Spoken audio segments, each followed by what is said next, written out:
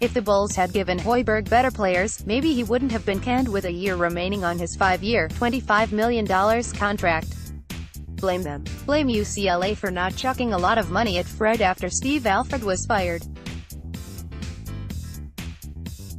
Don't blame Hoiberg, and anyhow, I don't think Hoiberg's team and Prohm's team will be scheduling one another anytime soon.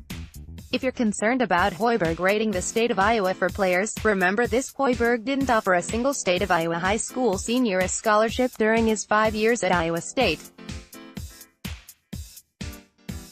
Hoiberg's open-court brand of ball will fare well in a more buttoned-up Big Ten conference.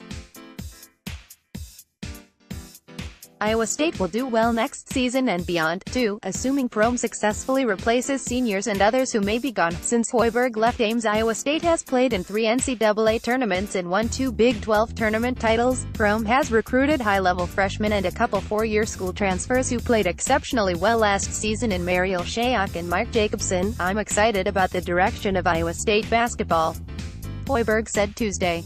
"I'll always be a fan. I'm an alum of the university. They've got a great thing going. I hope that they would support the situation I'm in now, and that they would be excited for where we are, because this is something my family feels very good about." Iowa State columnist Randy Peterson has been with the Register for parts of 5 decades. Randy writes opinion and analysis of Iowa State football and basketball. You can reach Randy at rpeterson@dmreg.com or on Twitter @randypete.